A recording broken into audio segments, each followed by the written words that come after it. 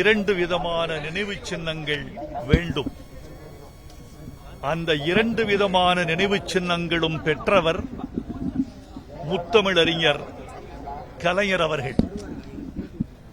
ஒரு மனிதனுக்கு கல்லால் நினைவு சின்னம் அமைக்க வேண்டும். அது காலத்தை தாண்டி நிலைக்கும். இன்னொன்று சொல்லால் நினைவு சின்னம் அமைக்க வேண்டும். அதுவும் காலம் கடந்து நிலைக்கும்.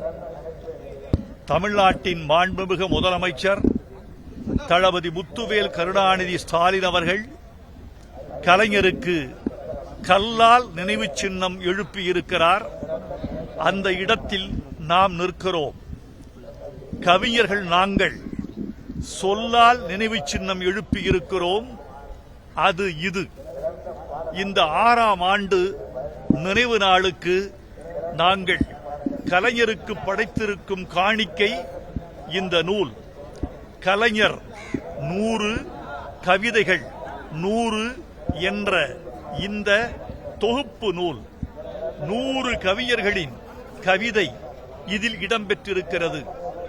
சரியாக 55 நிமிடங்களுக்கு முன்னால் மாண்புமிகு முதலமைச்சர் ஸ்டாலின் அவர்கள் இந்த நூலை அவரது முகாம் அலுவலகத்தில் வெளியிட்டார்.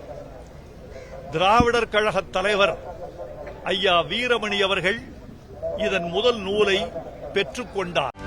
செய்திகளை உடனுக்குடனும் துல்லியமாகவும் தெரிந்து கொள்ள சப்ஸ்கிரைப் பண்ணுங்க.